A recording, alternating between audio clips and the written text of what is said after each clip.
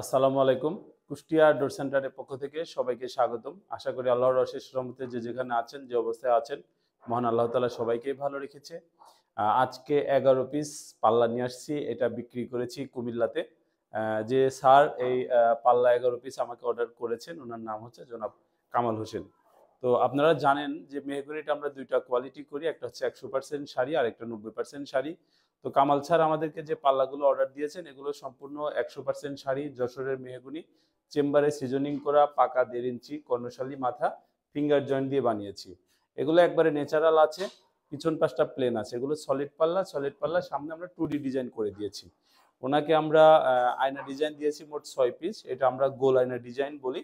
তো ওনার পাল্লার সাইজগুলো আমি বলে দিই। এটার পাশে আছে ৩৭ ইঞ্চি, উচ্চতা আছে ৮১ ইঞ্চি।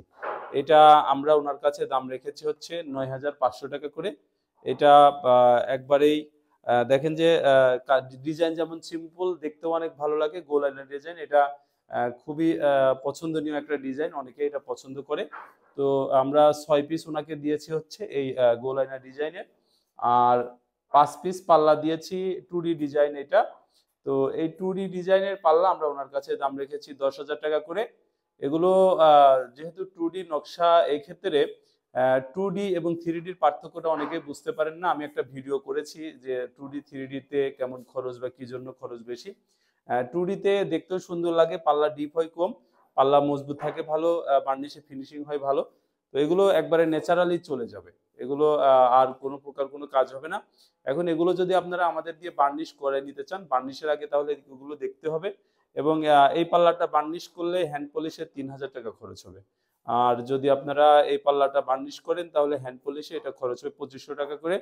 তো ১০০% শাড়ি মেহগনি কাঠটা আমি সবসময় চেষ্টা করি যে ন্যাচারাল ভাবে আপনার বাড়ি পর্যন্ত পাঠানোর। কারণ হচ্ছে যে ১০০% শাড়ি বলে বিক্রি করি, তার উপরে আবার অনলাইনে ব্যবসা করি।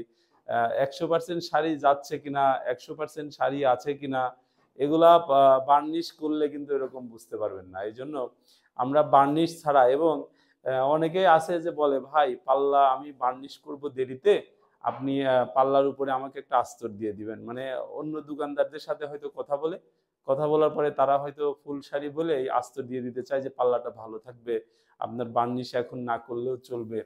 তো এই কথাগুলোর উপরে ডিপেন্ড করে কাস্টমার বলে, দেখেন আস্তর দেওয়াটার মূল উদ্দেশ্য হচ্ছে পাল্লাটাতে যদি কোনো প্রকার খাওয়া, ফুটা, ছেঁড়া, অসার কাট এগুলো থাকে, তাহলে ওই আস্তরটা দিলে আর আপনি বুঝতে পারবেন না। আমাদের এই পাল্লাগুলো একবারে টকটকা লাল হয় না। কেন হয় না? কারণ হচ্ছে আমরা কাঠগুলো সিজনিং করে একবারে ন্যাচারাল যে কালার, এই কালারটাই রেখে আমরা ডেলিভারি দিই। এখানে কোনো রং মিশানো হয় না, রং দেওয়া হয় না।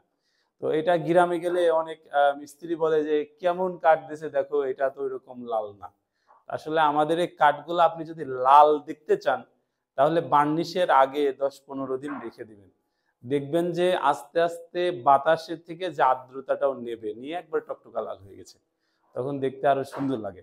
তো আমাদের এগুলো আমরা যেহেতু সিজনিং করে চেম্বারে একবারেই শুকায় ফেলি, যার কারণে এটা ওই একবারে টকটকা লাল থাকে না। কিন্তু গ্রামে কাঠগুলা কি করে যে কাঠগুলা ওনারা চিরাই করে, আমি সমিলে দেখি যে কাঠগুলা ওরা চিরাই করে বাইরে খাড়া করে রেখে দেয়। ওইটা মনে করেন যে আপনার কুয়াশা পড়ে, রৌদ্র পড়ে, লাল টকটকা দেখা যায় একবারে।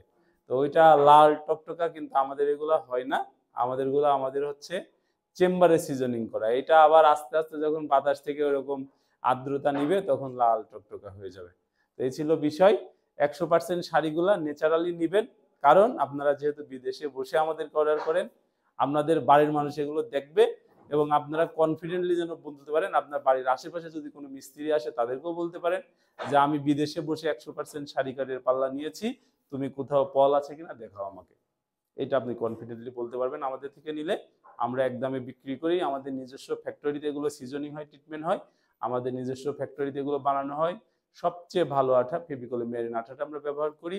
আমাদেরকে এগুলো অর্ডার করে সংগ্রহ করতে পারেন।